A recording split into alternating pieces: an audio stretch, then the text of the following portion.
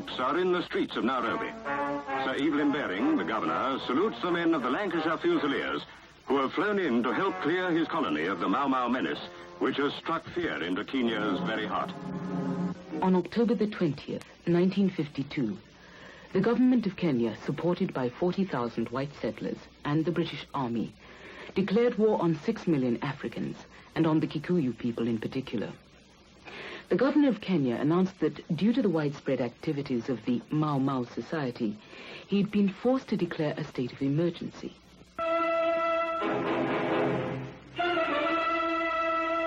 In Nairobi, capital of Kenya, Europeans and Africans still walk the streets in fear of the dreaded Mau Mau. For it is that band of fanatics whose bloody deeds have cast a dark shadow across the face of Kenya.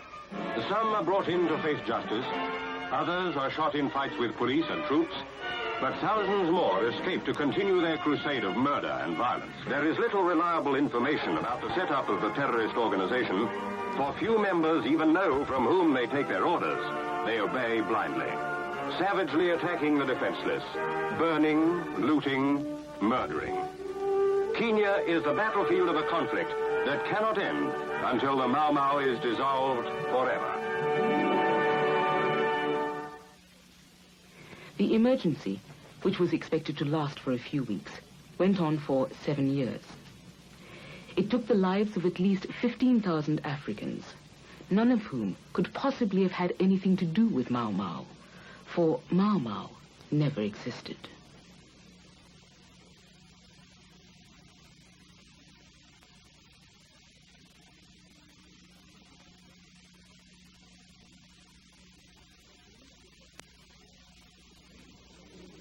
At the end of the Second World War, Kenya's Africans were impatient with colonialism.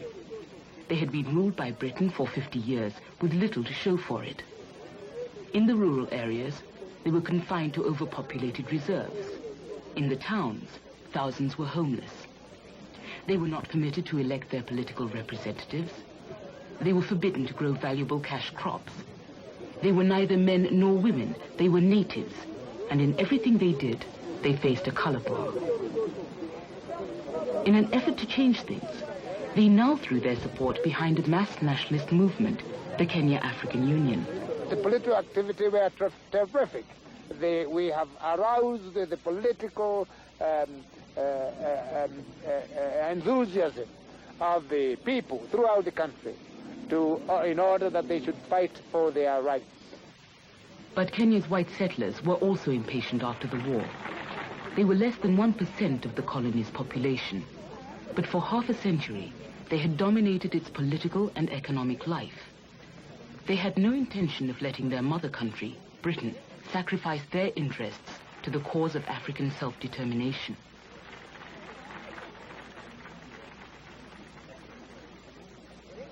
Their objectives was to hold on to Kenya, which had the largest European population amongst the 3 East African states, and to make this a white man's country. That was their objective.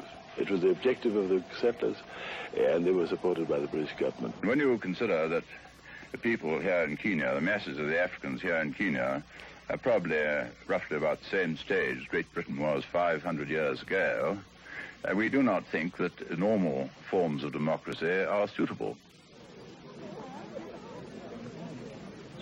In the face of the intransigence of the settlers and the indecisiveness of the British government, the moderate policies of the KAU, or COW as the Kenya African Union was known, seemed to be making little headway. COW didn't want to provoke this situation at all. We thought by the normal democratic methods we will get our way. In other words, what we were asking for in this was just really human justice. We asked for more representation in Parliament.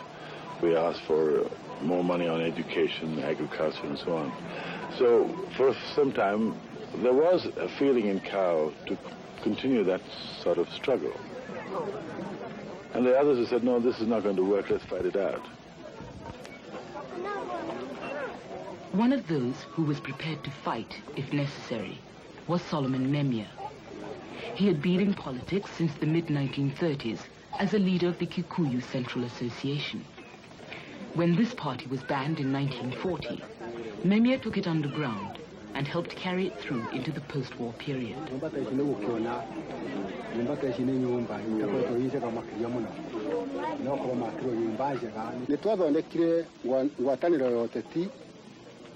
We organized a secret political movement when we realized that things were moving too slowly with the Kenya African Union.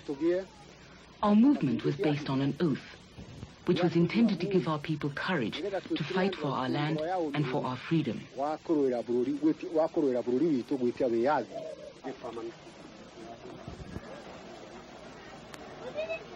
The first oath that members of the underground movement were required to take was known as the Oath of Unity.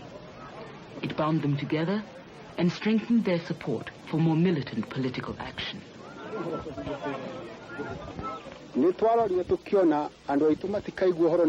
We used an oath to help people understand what the struggle was about. Many people were cowards. They were frightened of politics. They said it was bad for us to set ourselves against the Europeans. We decided to put courage into them, and to do this, we had to give them an oath and tell them, we want you to be ready to die fighting for this land, fighting the white man until he stops ruling us, until the land he has stolen comes back to us. Then we shall have our freedom and not be ruled badly by the colonial government.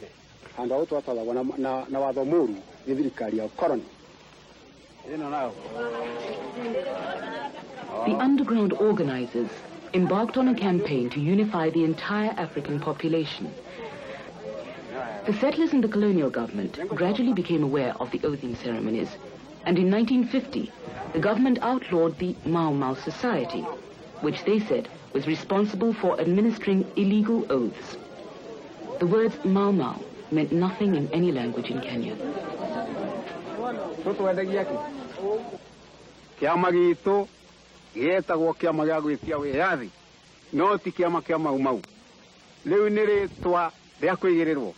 We knew ourselves as the Kiama Jia Kutia Wiathi, the Freedom Struggle Association.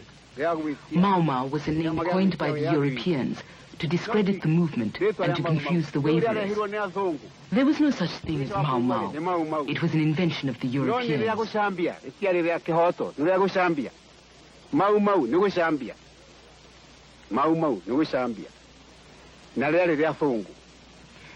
To the settlers and to their allies in the colonial government, the Kenya African Union and Mau Mau were one and the same, and Jomo Kenyatta, COW's president, was the leader of both. Kenyatta, however, had little or nothing to do with the organization of the underground movement. He was its symbolic leader, but he stood back from the methods it was prepared to employ.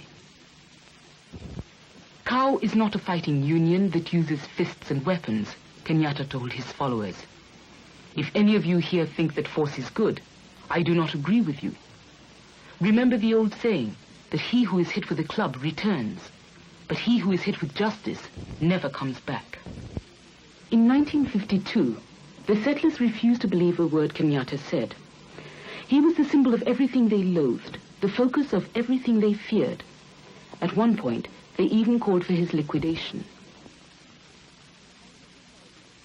By the middle of 1952, hundreds of thousands of Africans, mostly Kikuyu, had taken the Oath of Unity. A more militant set of leaders had taken over most of the top offices in COW.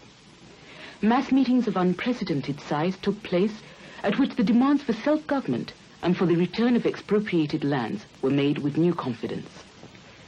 The settlers felt threatened by this militancy, but they were more disturbed by the prospect of the British government coming to a political settlement with the Africans, as was happening already in West Africa. Self-government under permanent white leadership had always been the settlers' goal in Kenya. In order to realize that objective, they now embarked upon a campaign to crush African nationalism. At this point, it's very important to look at the chronology of the events which led up to the declaration of the emergency.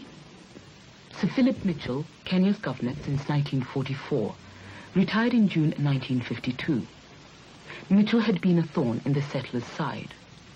While they claimed that discontent was growing into revolt, Mitchell was saying that things had never been better. With Mitchell out of the way, and his successor not due to arrive for 3 months, the settlers made their move. On July 10th, Michael Blundell, the leader of the settlers, introduced a motion in the Legislative Council calling for stern measures against a subversive organization which he said was spreading like a disease through the colony. The acting authorities refused to accept this view or admit that new laws were necessary. Over the next few weeks, the settlers held a series of meetings. They threatened to take the law into their own hands unless the government declared a state of emergency, arrested the nationalist leaders, and issued a statement that nationalism on West African lines was not the official policy in Kenya. A month or two before the emergency was actually declared, many of us felt something was going to happen. And we had rumors that perhaps Mr. Kenyatta would be arrested, together with the other members of the committee of the Kenya African Union. What was going to happen, of course, we couldn't foresee at that time. On the 19th of August, the acting governor denied categorically that there was a state of emergency in the colony. The government could not stop nationalism, he said. It could only try to guide it. Now the settlers began to talk of vigilante groups. They began to attribute every crime to Mau Mau. Every murder, every theft, every sullen look, every hostile stare was the work of Mau Mau. The Kenya government, more worried by the threat of a settler revolt than an African one, agreed to consider special laws to suppress African politics. We were not taken by complete surprise, as we knew something was going to be done to try and keep down the movement, which was now have taken tremendous proportion in agitating for self-government. On September the 16th, several Kenya officials flew to London to persuade the Colonial Office that the proposed laws were necessary to control subversion. This was the first time the British government was informed directly of what was going on. A week later, 7 new ordinances were passed and held ready for the arrival of the governor, whose signature would make them law. On September the 29th, more than 3 months after Mitchell's retirement, the new governor arrived. Sir Evelyn Baring was welcomed at Nairobi Airport by settlers and government officials alike, for there was now an opportunity to bring things to a head.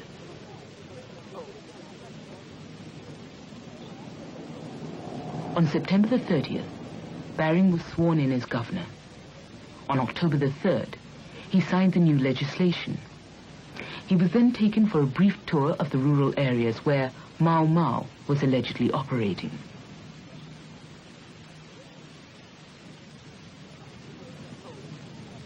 On October the 7th, while Baring was still on tour, the incident for which the settlers had waited took place.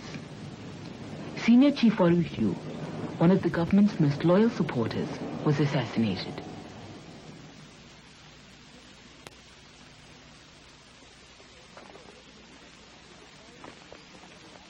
On October the 9th, Baring returned to Nairobi. He immediately cabled the Colonial Office, requesting permission to declare a state of emergency. The movement has many heads, Baring wrote. We are dealing with a hydra. It is now abundantly clear that we are facing a planned revolutionary movement. If the movement cannot be stopped, there will be an administrative breakdown, followed by bloodshed amounting to civil war. European farmers are very reasonable, but all indications are that there will be a planned assassination of Europeans. Reprisals will then be absolutely inevitable. At this point, 10 days before the emergency began, not one European settler had been killed. On October the 14th, the Secretary of State for the Colonies, Oliver Littleton, approved Baring's request. First the Kenya government, and now the British government, had in effect accepted the settlers' concept of Mau Mau. It remained only to convince the world. On October the 20th, the war began. Troops are in the streets of Nairobi. Sir Evelyn Baring, the governor, salutes the men of the Lancashire Fusiliers who have flown in to help clear his colony of the Mau Mau menace, which has struck fear into Kenya's very heart. All have to be carefully checked by police security men, for in such a decisive swoop as this, It is all too easy for the innocent to suffer.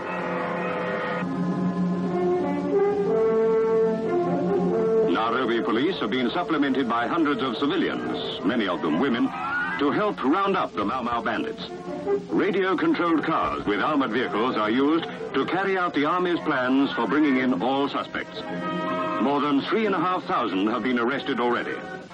It is difficult to describe the sense of relief which overcame me, Michael Blundell later wrote.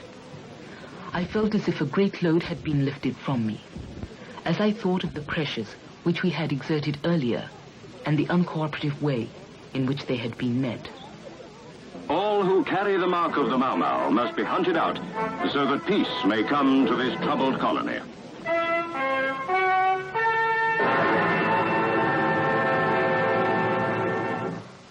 Having authorized the state of emergency, it was necessary for the Colonial Secretary, on behalf of the British government, to discover against whom or what it was directed. Mr. Littleton, you said in the House of Commons last week that you were going out to Kenya to see for yourself and to discuss the measures now being taken to suppress the activities of the Mau Mau. Now, can you tell me more or less how these people operate? Well, the Mau Mau is a secret society which enforces membership by compelling, very often compelling people to take these oaths, and that's how it's built up its membership. Now, how many of the 5.5 million Africans in Kenya are members of the Mau Mau? It's impossible to say. There's some estimates put it as high as 100,000 out of 5.5 million, and some much lower. And of course, you can't tell how many of the, say, 100,000 are voluntary members or how many have joined from intimidation. We had made representations a week after the Colonial Secretary, Oliver Littleton, came here to have talks with him. We met the governor and the Colonial Secretary. The governor at the time was Sir Evelyn Baring. And that was a very futile interview because I think they'd made up their minds before they saw us as to what would be the answer. They wouldn't argue anything with us. We'd made several proposals. And one of the most interesting things about that, the last memorandum submitted by the Kenya African Union at that meeting, we never asked for independence. We asked that half the legislature should be African and the other half non-African. We asked for the elimination of the color bar. We asked for more educational facilities. We asked for more money to be spent on African agriculture, but we did not ask for independence. It was all thrown overboard. Mau Mau is not a child of economic pressure, Mr. Littleton told the House of Commons on November the 7th. It feeds not on economic discontent, but on a perverted nationalism and a sort of nostalgia for barbarism. When Mr. Kenyatta was arrested and the emergency was declared, and this persecution of the people meted out by the British government and British forces over here, that made the people even more determined to continue the fight and to pursue the fight using force. We had no other alternative. For the next 7 years, the central province of Kenya was sealed off from the outside world. No one could leave or enter it without an official permit. The Kenya government was thus virtually free of public scrutiny of their conduct of the war. They closed down the Kikuyu independent schools, depriving 30 to 50,000 children of education. They permitted the settlers to expel tens of thousands of Kikuyu laborers from farms in the highlands and repatriated them to the already overcrowded reserves. They activated the Kenya Regiment and the Kenya Police Reserve, both manned by settlers.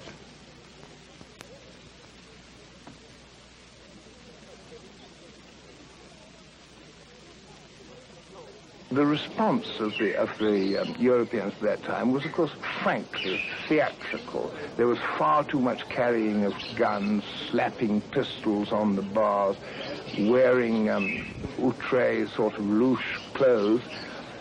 At the time, We called them the Kenya cowboys, and of course they loathed that, but that is exactly what they were. While they were terrified, in one sense, they were profiting by the situation in another, in that all the extrovert nature of the old-fashioned Happy Valley Kenyan was able to find its expression by the carrying of the six-shooter on the hip, the slamming of doors, the sort of general John Wayne behavior of everybody in the country. I remember myself when I was in Athaya, which is in the southern half of Nyeri district, and I'd only been in the country a few months, hearing that the police officer in the next door division, which was in another district, had lined 5 people up against the wall and shot them. I wrote a letter complaining about this to the district officer in Nyeri, and was informed that he had passed my letter to the district commissioner in Fort Hall. And that was the last I heard of it, and no one heard any more about that particular incident. I remember, too, the son of a very liberal Kenya European. He was in the Kenya regiment, and he came to my office in Nyeri and proceeded to kick onto the floor a hapless Kikuyu with the announcement that this person had taken the oath, and what was I going to do about it? I'm merely speaking of these 2 incidents as symptomatic of something which was much graver, and this was, I think, there's no doubt about it, systematic torture and brutality and an attitude of shoot to kill, which was endemic, certainly, in the central province for the first year and a half of the emergency. The oppression was very bitter, I can assure you that. British troops at one time were paid a gratuity for every Mau Mau they killed, and they had to bring in the man's hand to prove that they had killed a man. And apart from British troops, the local settlers took the law in their own hands, formed themselves into groups with their guns, and went out shooting people out of hand.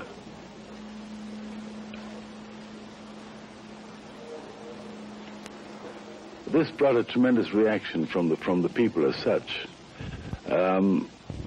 You may call it a revolution. Yes, it was in opposition to government's action.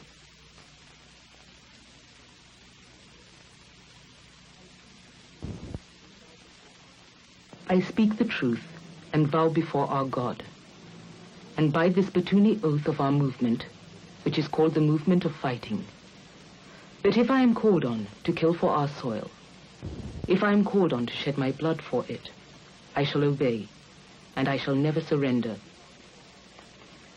I speak the truth and vow before our God, that if the people of the movement come to me by day or night, and if they ask me to hide them, I shall do so, and I shall help them.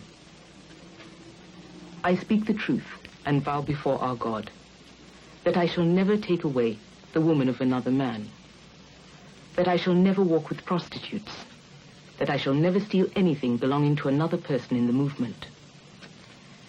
And if I transgress against any of the vows that I have thus consciously made, I shall agree to any punishment that the movement shall decide to give me. And if I fail to do these things, may this oath kill me.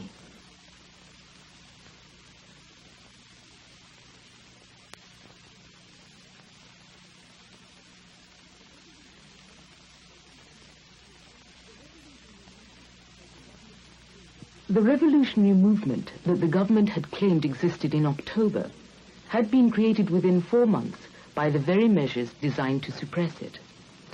Thousands of men and women reacted to the oppression by moving into the forests of Mount Kenya and the Aberdare Mountains to become not Mau Mau, but the Land Freedom Army. We believed that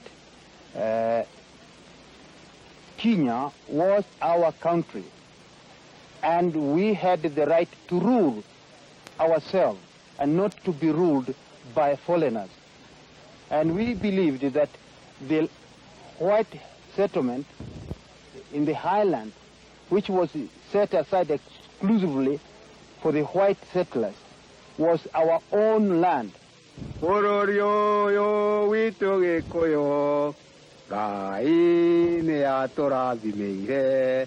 Na kiuga tutikoi makuo bari anyakero ni ageni Porolio no makoi magwo. Nai zaka mukagera ko. Iko yo twae o wiathi. Porolio yo witu wandwairo. Ngai ne atorathimire. Na kyoga tutikoi magwo. We had to get arms for the people who were fighting. We had to organize raids, not say raids, we had to rob these arms actually and ammunition from various police stations and so on and supply them to the people who were fighting. We had to supply food to them. We had a whole string of informers. We even had informers in Government House who produced files to us of what was going on in Government House. Really, you could get hold of the files, read them, and replace them in Government House. In our Central Committee, we had a slogan, Kuga Nagweka, say and act. This meant that once you promised to do something, you must do it, whatever the consequences. If you were ordered, go and bring the head of so-and-so, you would do it without questioning. Whatever you were ordered to do, you obeyed. That was the real meaning of say and act. A lot had been spoken, but little had been done. Now it was the carrying out of the promises that was important to us. It was action that meant something, not words. Say and act.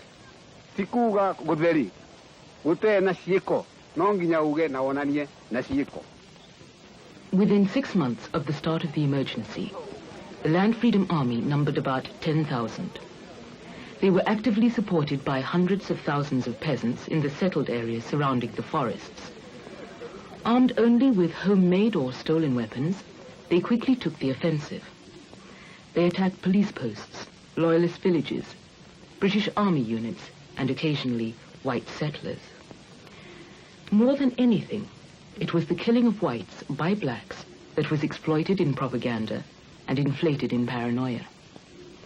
The image of Mau Mau as the white man's nightmare is the strongest image to come out of the emergency.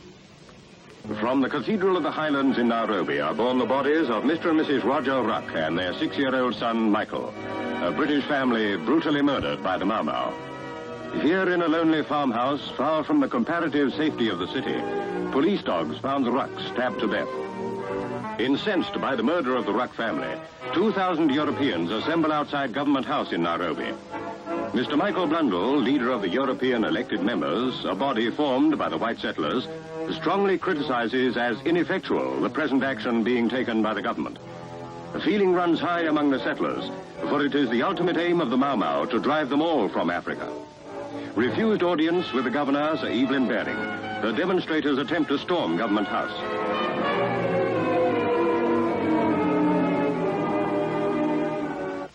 But in fact, the planned assassination of settlers, which Sir Evelyn Baring had anticipated, never took place.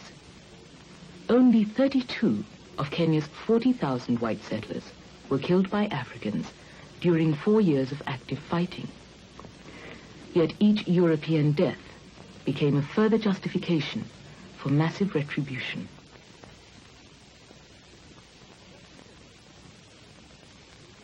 What the settlers had once elevated to the status of a revolutionary movement, they now debased into something so evil that it was worse than the evils required to eradicate it. I've just arrived from Kenya, where for over 6 months we've been in the throes of a battle against Mau Mau, which is really another name for a struggle against the destruction of civilization and law and order and everything that we hold of value. It has been engineered by unscrupulous agitators and is really a challenge to us, all that we value, and the Christian faith. Over the course of 4 years, more than 15,000 Africans lost their lives. According to official statistics, less than 2,500 were victims of Mau Mau. The others, more than 80% of those who died, were killed by government forces. This Mau Mau is a lawless and savage organization, and I must, at all costs, see that respect for law and order is obtained. By the early part of 1953, it was clear that the settlers and the Kenya government had failed to crush African nationalism.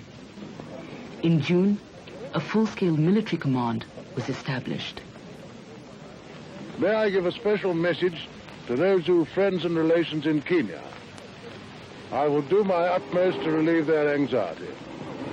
At the height of the war, government forces numbered 11 regular army battalions, or about 13,000 soldiers, and more than 40,000 European, Asian, and African police and home guards.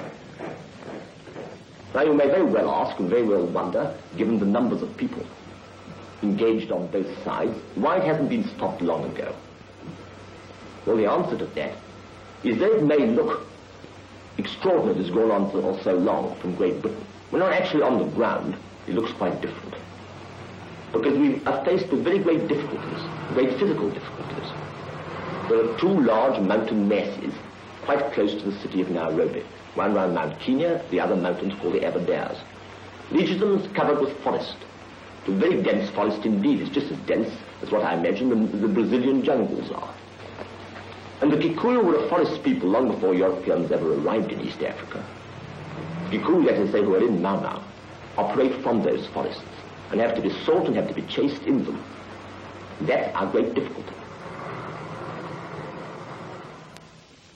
In order to control the Kikuyu, who provided the overwhelming majority of the Land Freedom Army, the colonial government herded more than 1 million people into some 800 fortified villages.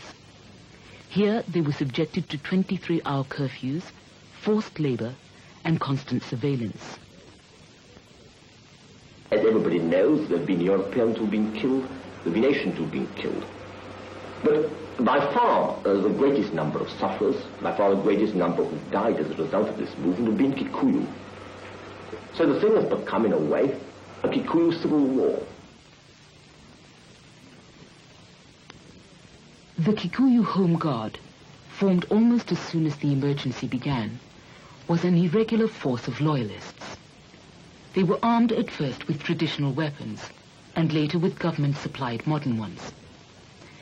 The real meaning of the emergency grew out of the bitter battles that took place between the Home Guards and the Land Freedom Army. Brother turned against brother, father against son.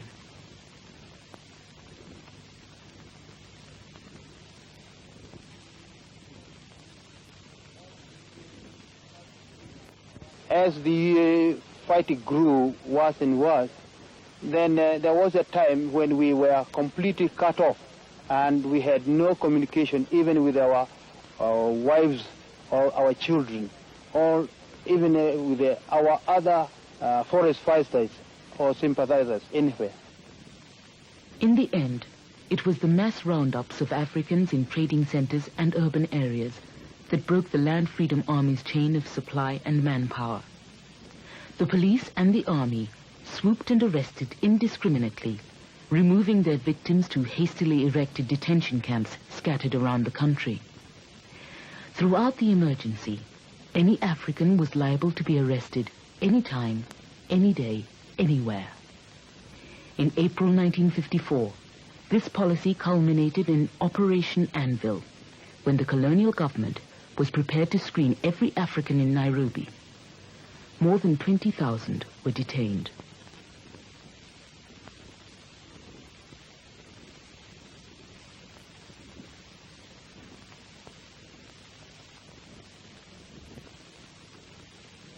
From mid-1954, the Land Freedom Army was on the defensive. Amnesty offers tempted some to surrender. Leaders were killed or captured. Recruitment from the towns and villages dwindled. In October 1956, exactly 4 years from the start of the emergency, Field Marshal Dedan Kimathi, overall commander of the Land Freedom Army, was captured. To the colonial government, the emergency was a war against criminals, and Kimathi was the arch-criminal. He was sentenced to death and hanged in February 1957. One of the last of the 1,068 Africans officially executed during the height of the struggle. On average, there was a hanging nearly every day for 4 years. We thought that we had lost the battle with the capture of Dedan Kimathi, because he was the only outstanding person, the spokesman of the forest fighters. Now, with his capture and his death, then that was the death of the revolution. That is the military side of it. The other side of it, which is really equally important, perhaps more important, is that all the people, the Kikuyu people and others who've been supporting Mau Mau, have got to be completely and utterly disillusioned. And that could take a long time. The battlefield now moved from the forests into the detention camps, from military to psychological warfare. More than 200,000 men and women had been arrested or detained during the emergency. At the end of 1956, some 30 to 40,000 were still in custody. Some behind wire are fanatics, men who have taken degrading and beastly oaths, which put them beyond the pale of human society. Others, only tainted with subversive doctrines, are being shown the error of their ways and are slowly being rehabilitated. Mr. Breckenridge, what do you see as the main aim of your rehabilitation work? The main aim is to try and bring these rather fanatical people back to normal life, to clear the Mau Mau out of their system and bring them back to normal, decent, civilized people again. The Europeans were convinced that Mau Mau was not politics, that it was not a political movement. As a result of being convinced of that, they had to find something else which it was. They believed that the oath which the Kikuyu took turned them into people who were no longer really human, but were animals. And in order to persuade them that they were no longer animals, they would have to be rehabilitated. And the first thing you would have to do in good old devil exorcising fashion was to confess your oath, to spit it out, to spew it out of your system. Then you were clean and new again, and you could be rehabilitated, you could be taught the correct approach to political development in Kenya. Now, one of the worst things about the rehabilitation system was that it was held by the government that a short, sharp shock was needed for someone to confess his oath. And this short, sharp shock could only be given through violence. And so I vividly remember once when I went to the Mwea camps, when the government had asked me to take over as rehabilitation officer, meeting the prison officer in charge, Superintendent Cowan. And he said to me, "Come on, let's go and have a look at it. It's all just like a good, clean rugger scrum." In Marira Works Camp, we were taken from our cages early in the morning and spent the whole day under beating torture, forced to sing ridiculous songs. Detainees there looked mad, like those taken to Mathari Mental Hospital. It was so atrocious at Marira that 2 people were beaten to death during the time I was there. But what made it even worse was that the warders went on beating the bodies even after they were dead. Not only was this inhuman, it showed the whole stupidity of the rehabilitation orgy. We were treated in ways that no man would dare to treat an animal. We were told that we must confess in order to go through the pipeline. And if you refused, you were regarded as the worst type, a hardcore. A number of people resisted the pipeline, but many more succumbed to the extreme measures of torture. I was one of those who failed to go through the pipeline. I was too thick, as they said, and I was sent to Hola Camp.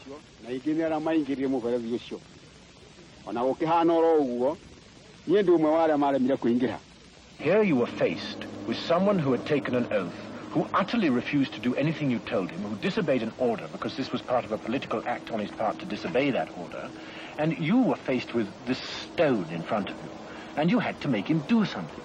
So you hit him, you punched him, you screwed him, you did anything you could to him to try and make him say, all right, I confess. Why do you think they confess to their past crimes?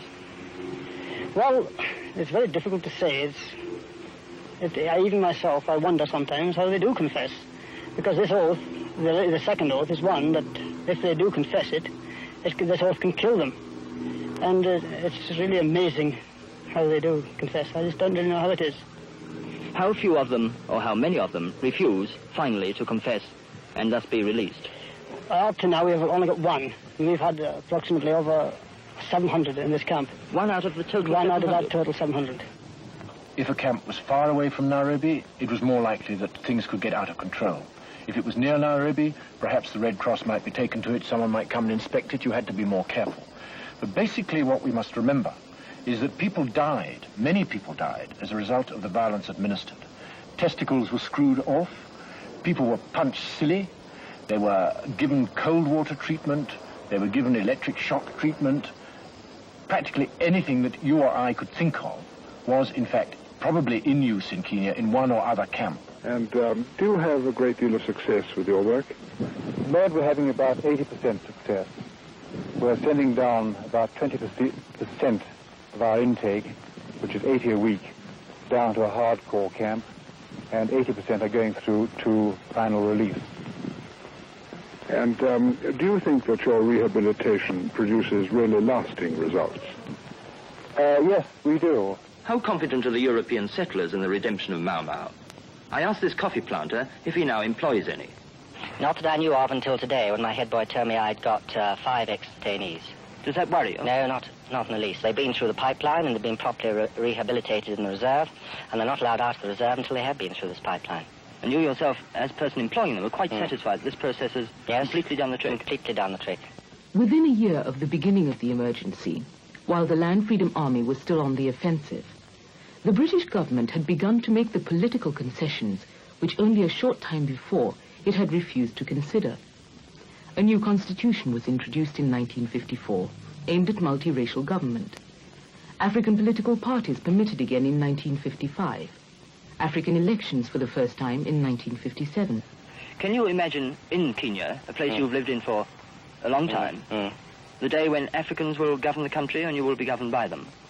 Well, I haven't really given it an awful lot of thought. Do you think it's possible? Oh, yes, I think so, at a later date. How would you react to that? Well, I think we've all got to realize that one of these days we've got to accept it.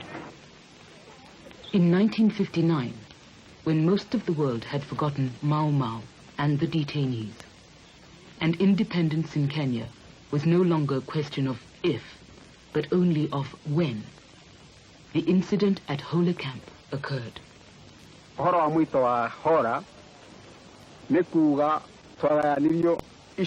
the day of the infamous Hola massacre, detainees who were there and who were regarded as irreconcilable or the hardest of the hardcore were divided into 3 groups.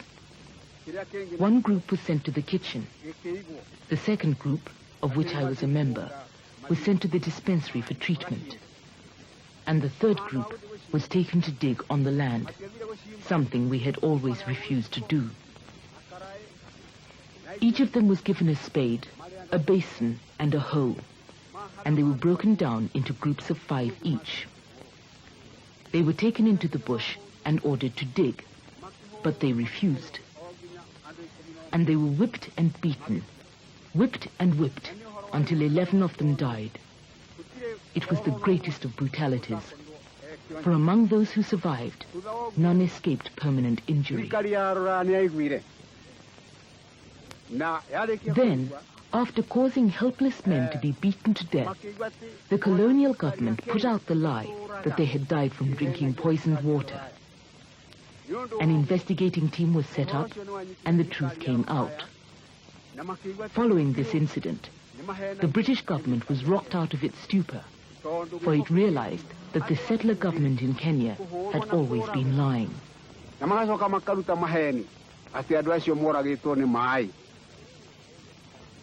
When the story of Hola Camp was ventilated in Britain in Parliament, it caused a tremendous sense of shock, because this was the first time that the British were made aware of the fact that their own colonial servants could behave in this fashion, and it took a lot of believing. The whole philosophy and theory of rehabilitation in Kenya was based on the fact that Mau Mau was not political. This was proved wrong at Hola. MacLeod, the colonial secretary in Britain, recognized this fact and has himself said that Hola was the real turning point in his own views about Kenya.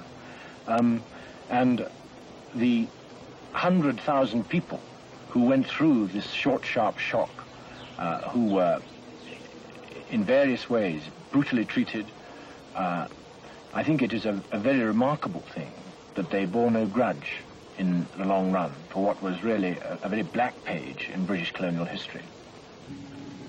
Well, the Hola was a disaster, we all admit it. We all realize it. But I'd just like to say two things about it. One was the people who were concerned with Hola were the same people who were concerned with what was another rather remarkable feat of recovery, which was getting over 70,000 Mau Mau detainees out of the camps, back into ordinary life, without any disturbance to law and order. Although the emergency came to an end officially in 1960, the most militant underground leaders were still kept in prison or restriction. Loyalists and moderates, on the other hand, were being recruited into the civil service as the British government pursued a new policy in Kenya, the creation of a stable and cooperative African government on which to confer independence.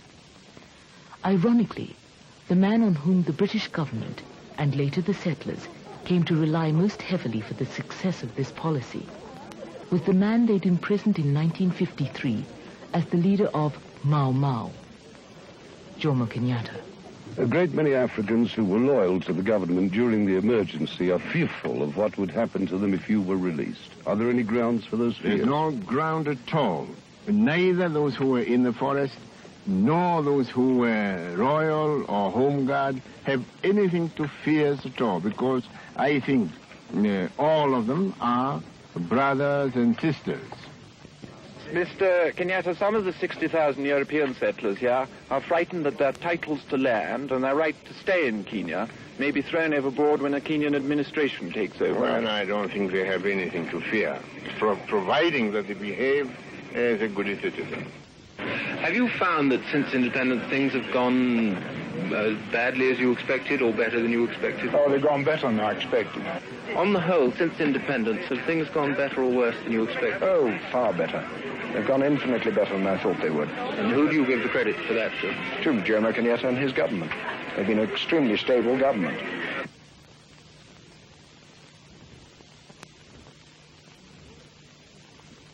When all of the detainees had come home from the camps and the remnants of the Land Freedom Army emerged from the forests, they found themselves in a world they'd helped to make, but in which they had little part.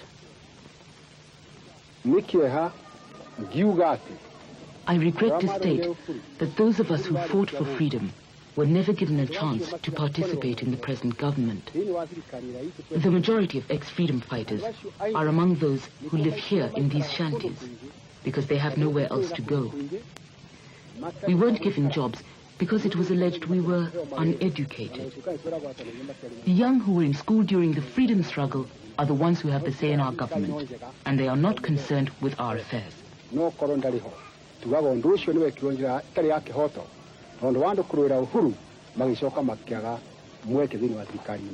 we still say that our government is good because Mzee Kenyatta is there. But if he were not there, we would say that justice has not been done to those of us who fought for freedom. It is not Mzee Kenyatta's fault. It is the fault of these young men who joined the government and undertook its leadership.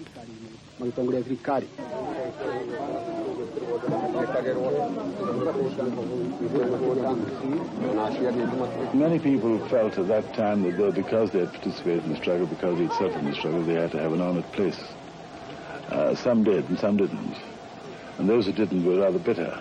But I think our people got over it now.